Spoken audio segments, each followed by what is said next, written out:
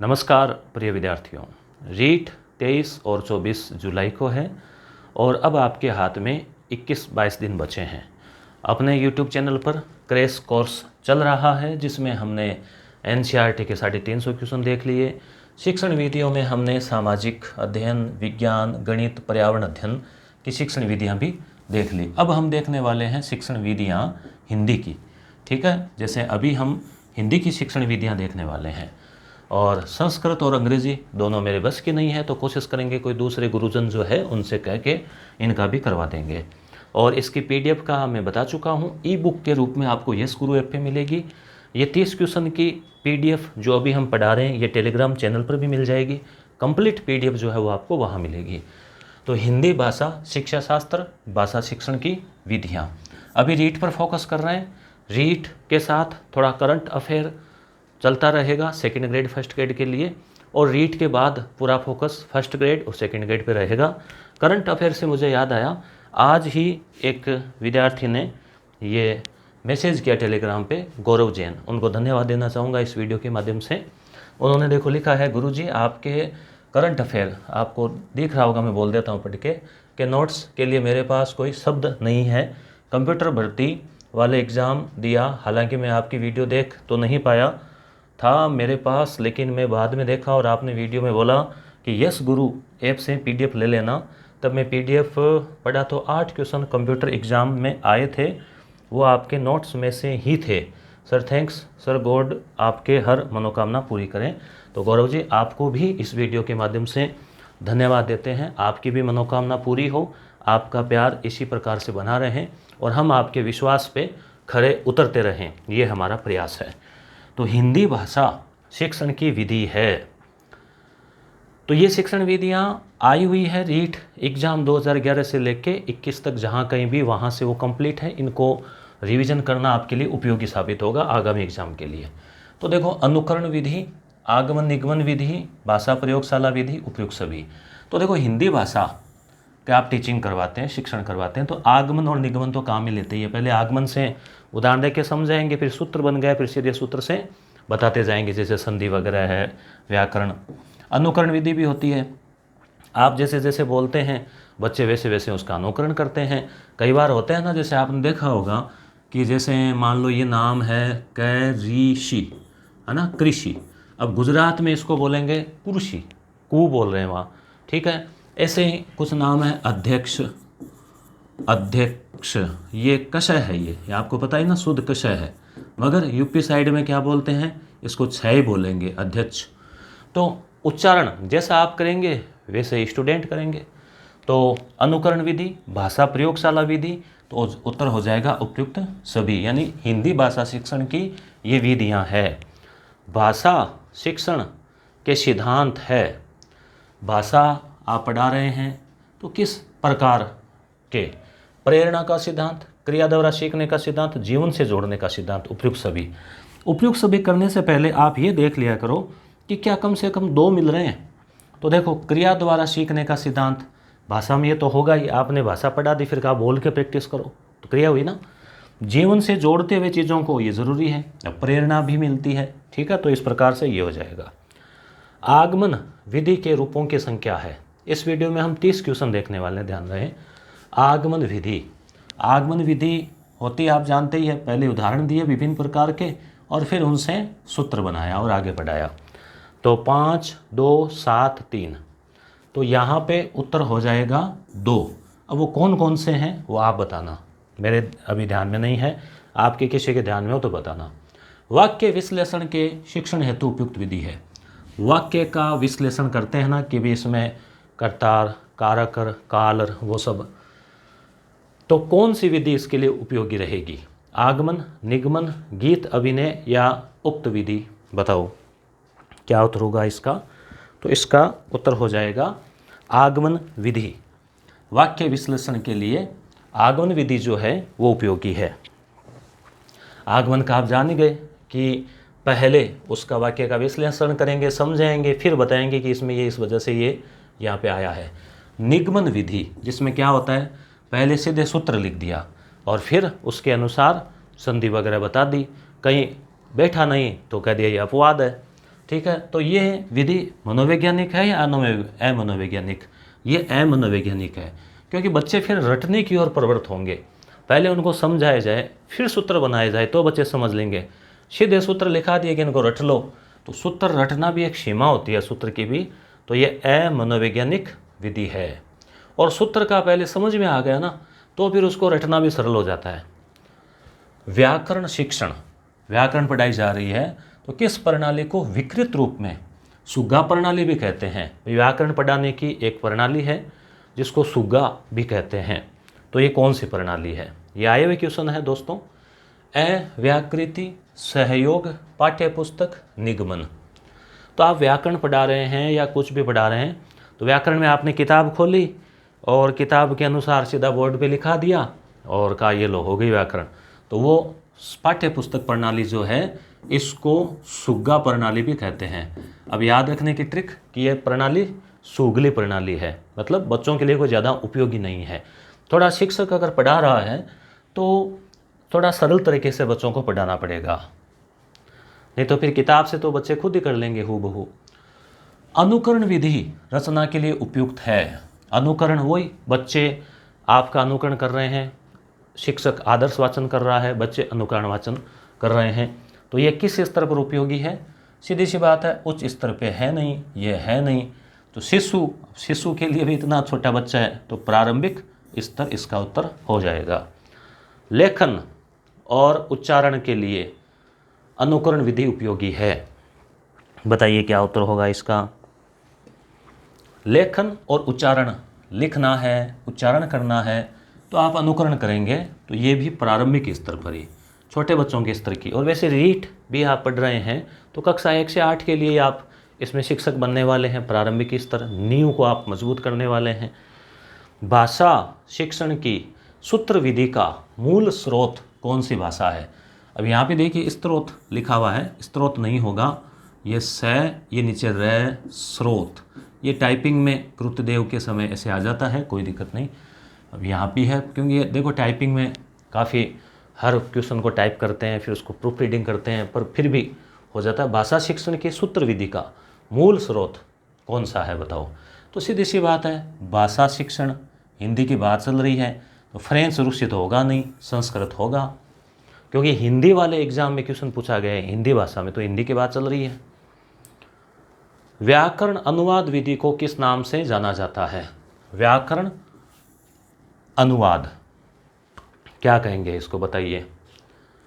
व्याकरण अनुवाद विधि जो है, इसको कहेंगे भंडारकर विधि। अब हो सकता है भंडारकर ने इस पर कुछ किया हो, आपके कोई ध्यान में हो डिटेल, तो आप कमेंट कीजिए ताकि दूसरे विद्यार्थी भी इसको पढ़ सकें। तो भंडारकर विधि, ट्रिक आप ये याद रख सकते हैं कि व्याकरण में शब्दों का भंडार आपको काफ़ी याद रखना पड़ता है, तो भंडारकर ऐसे ट्रिक से आप जोड़ सकते हैं। अब ये है परिभाषा। इस विधि में मातृभाषा, मातृभाषा मतलब मदर टंग, जो आपकी माता बोलती है। जैसे मान लो राजस्थान में बहुत सारे परिवारों की मातृभाषा मारवाड़ी है, ठीक है, कईयों के हो सकता है हिंदी हो, कुछ एक परिवार के हो सकता है अंग्रेजी बोली जाती हो, मगर ऐसा राजस्थान में मुश्किल लग रहा है। तो इस विधि में मातृभाषा के माध्यम से किसी नवीन भाषा को पढ़ाया जाता है। जैसे मान लो आपको अंग्रेजी सीखनी है, तो पहले यानी उसको मातृभाषा के माध्यम से उसको पढ़ाएंगे कि अंग्रेजी में ये कहते हैं, मारवाड़ी में ये कहते हैं, ठीक है। वॉक मतलब मारवाड़ी में चलना। तो यह कथन कौन सी विधि के संदर्भ में कहा गया है? तो यहाँ पे क्या हो रहा है बताओ? प्रत्यक्ष या परोक्ष, क्या उत्तर होगा? तो उत्तर हो जाएगा परोक्ष विधि। प्रत्यक्ष में क्या होता है? डायरेक्ट। जैसे अंग्रेजी सिखानी है तो डायरेक्ट इंग्लिश की ही लाइन बोली जाएगी, इंग्लिश में ही उनको समझना पड़ेगा, समझने का प्रयास करेंगे, और फिर वो जैसे ट्रांसलेट करके बताते हैं अपनी भाषा में, तो वो परोक्ष विधि कहलाती है। द्वितीय भाषा शिक्षण की तुलनात्मक विधि कौन सी है? द्वितीय भाषा, जैसे मान लो एक तो मूल भाषा होती है, दूसरी भाषा अंग्रेजी, संस्कृत, पहले हिंदी हो गई, तो उसको सीखने की तुलनात्मक विधि कौन सी है? कि जैसे उस भाषा से, जैसे मान लो अंग्रेजी सीखनी है आपको, तो हिंदी से तुलना करते हैं कि हिंदी में ऐसे कहेंगे तो अंग्रेजी में ऐसे कहेंगे, तो ये व्यतिरेकी विधि कहलाएगी। कविता शिक्षण की किस प्रणाली के अंतर्गत कविता समझाने के लिए, वैसी ही या उसके विरोधी दूसरी कविता, भाई एक कविता फिर वैसे एक दूसरी कविता से तुलना करवाई, या मान लो एक में वीर रस है और एक में मान लो कोई हास्य रस है, तो कविता को प्रस्तुत कर उसका तुलनात्मक अध्ययन कराया जाता है। तो ये क्या कहलाती है? तो इसमें देखो प्रश्न के अंदर ही उत्तर है, अर्थबोध, समान, समीक्षा, तुलना, तो उत्तर हो जाएगा तुलना प्रणाली, उत्तर हो जाएगा इसका। गद्य शिक्षण में शब्दार्थ स्पष्ट करने की विधि है। गद्य शिक्षण पढ़ाया जा रहा है, गद्य शिक्षण का मतलब पाठ पढ़ा रहे हैं, ठीक है, पढ़ा रहे हैं, तो उसमें शब्दों का अर्थ स्पष्ट करने की विधि कौन सी है? प्रश्नोत्तर, व्यास, उद्बोधन या खंडान्वय? बताइए, कमेंट कीजिए। तो उत्तर हो जाएगा इसका उद्बोधन विधि, मतलब बोल बोल के पढ़ा रहे हैं, कोई कठिन शब्द आ गया, जैसे मान लो शब्द बीच में आ गया अतिशयोक्तिपूर्ण, तो बच्चों को बता दिया कि अतिशयोक्ति मतलब बढ़ा चढ़ाकर, तो एक तरह से उद्बोधन। व्याख्यान, संश्लेषण विधि में सीखने की प्रक्रिया है किस प्रकार की है? संश्लेषण में बताइए। 2 ऑप्शन यहाँ पे है और 2 है नीचे। तो संश्लेषण और विश्लेषण दोनों विपरीत है। संश्लेषण में उत्तर हो जाएगा ये, वर्ण फिर शब्द और फिर वाक्य। विश्लेषण आ जाए तो वाक्य फिर शब्द फिर वर्ण, यानी कोई वाक्य है उसके एक एक शब्द को फिर एक एक वर्ण को समझाया। वर्ण मतलब वो अक्षर क ख ग घ आई, तो एक एक चीज़ को, तो वो तो हो गया पूरा विश्लेषण। और ये संश्लेषण है, बड़ी चीज़ फिर छोटी चीज़। विश्लेषण विधि में प्रयोग होता है किसका होगा? बताइए।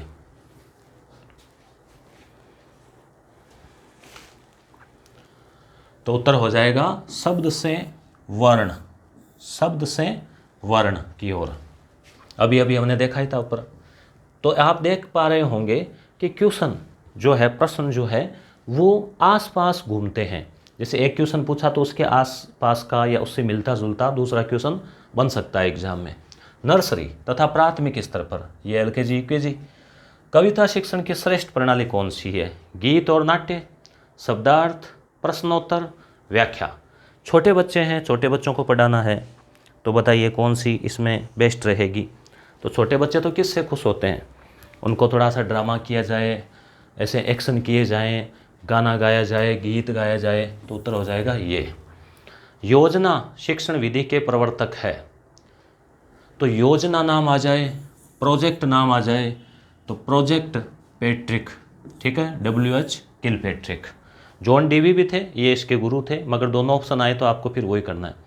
प्रोजेक्ट विधि में शिक्षा प्रदान की जाती है किस प्रकार की?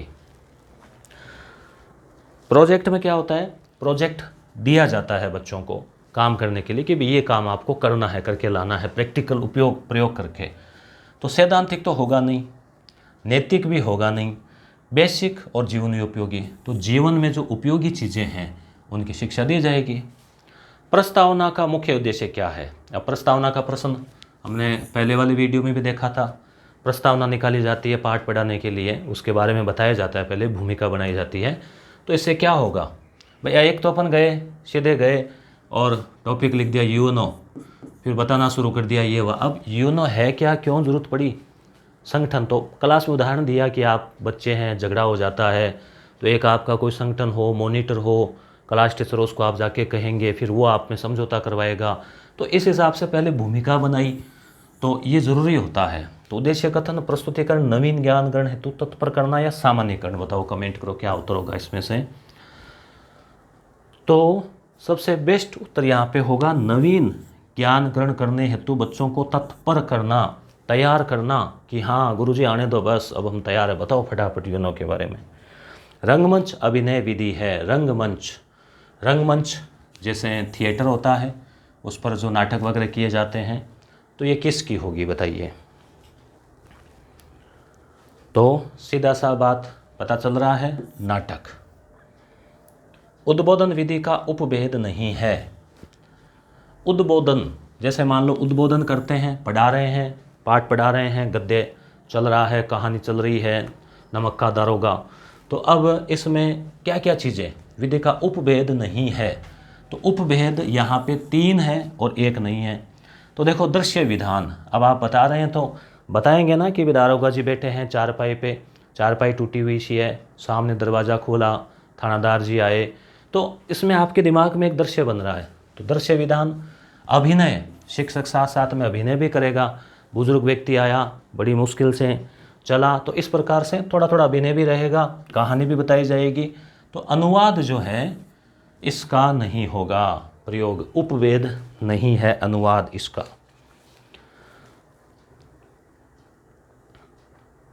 व्याकरण शिक्षा स्वतंत्र रूप से किस विधि में नहीं दी जाती है?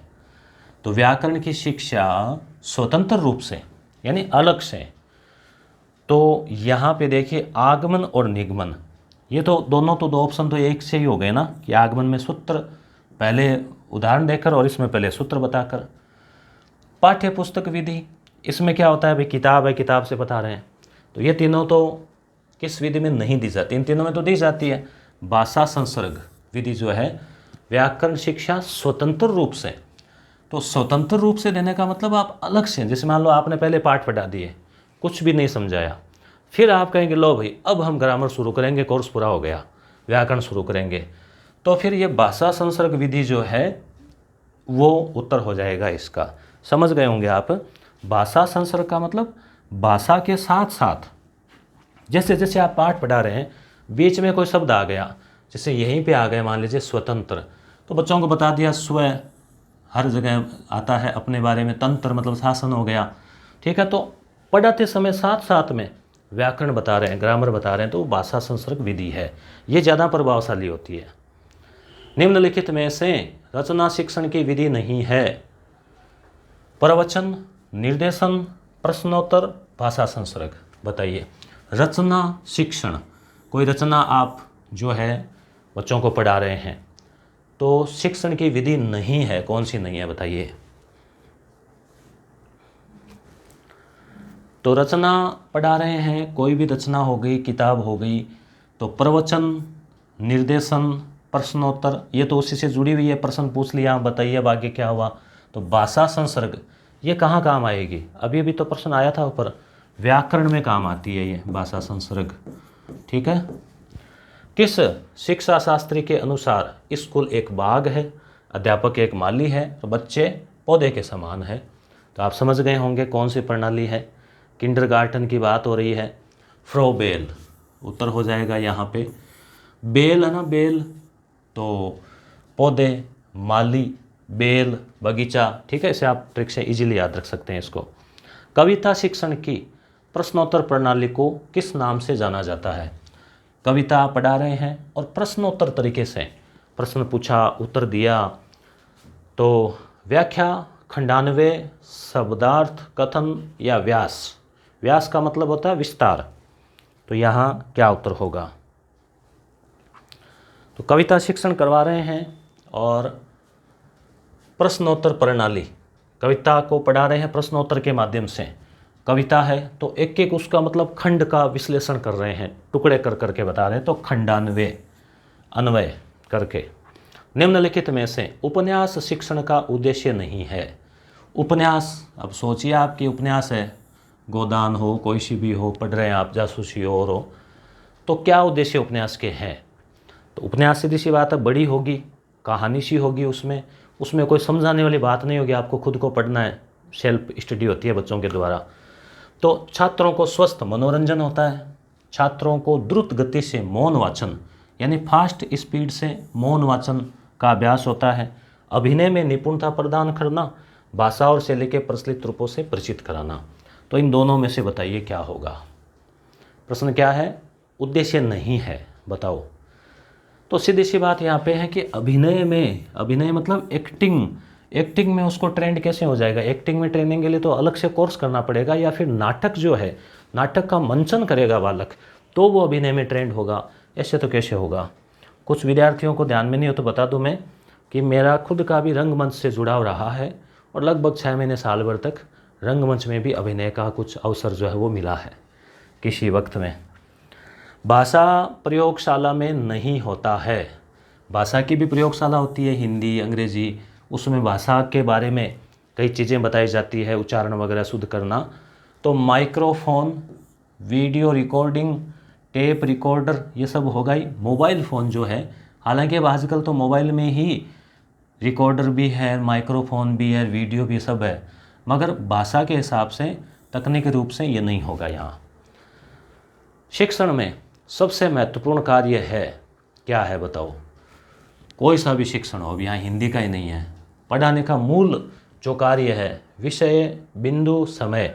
तो देखो बिंदु कोई खास नहीं है, विषय, ये समय या उद्देश्य, तो यहाँ ये सबसे हैं। देखो सबसे महत्वपूर्ण उद्देश्य निर्धारण है कि उद्देश्य क्या है पढ़ाने का, किस चीज़ को लेकर हम पढ़ा रहे हैं। अब जैसे ये कार्य चल रहा है तो उद्देश्य है कि रीट में अब तक शिक्षण वीडियो में हिंदी में क्या पूछा गया है, तो आपको पता लग जाएगा, तो फिर आपकी टेंशन खत्म हो जाएगी। अच्छा इस प्रकार के सवाल आ रहे, ऐसे तो हम कर देंगे, और आप आगे पढ़ो तो इसी टाइप के पढ़ो। हालांकि आपको कोई किताब आती हो तो पढ़ लेनी चाहिए, जैसे मंगल की शिक्षण विधियाँ अच्छी आती है, मैंने वीडियो भी बना रखा है शिक्षण विधियों का, वो भी मैं इस लिंक डाल दूँगा डिस्क्रिप्शन में, पिछली बार का बनाया हुआ है। भाषा शिक्षण की श्रुत लेखन अभ्यास विधि का प्रमुख उद्देश्य नहीं है। भाषा शिक्षण आप करवा रहे हैं, चाहे अंग्रेजी, हिंदी, श्रुत लेखन अभ्यास याद है ना आपको? जैसे गुरुजी हैं, बच्चों को कहते हैं कॉपी निकालो, सभी पेन निकालो, और मैं बोलूँगा और आपको लिखना है, तो कहेंगे हेडलाइन डाल लो, नवीन ज्ञान का उदय। तो बच्चे कहें हैं कि नवीन ज्ञान का उदय। अब कोई ऊ को बड़ा कर देगा, कोई छोटा कर देगा, ठीक है। फिर आगे कहेंगे कि नवीन कक्षा का होनहार बालक था, और इसमें कोई अतिशयोक्ति नहीं है कि वह नियमित रूप से विद्यालय आता था।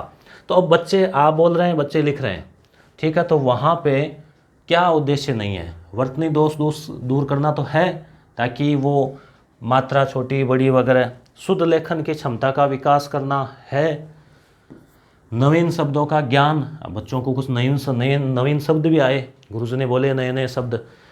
हस्तलिपि में सुधार करना, राइटिंग इसमें नहीं सुधरेगी, क्योंकि गुरुजी बोल रहे हैं, बच्चा लिख रहा है, थोड़ा गुरुजी फास्ट बोलेंगे, बच्चा फास्ट लिखेगा, तो राइटिंग सुधारने के लिए तो अलग से होता है अभ्यास। तो ये इसका उत्तर हो जाएगा। तो ये थे अपने 32 क्वेश्चन हमने देख लिए। ये PDF टेलीग्राम चैनल पे मिल जाएगी, लिंक डिस्क्रिप्शन में है।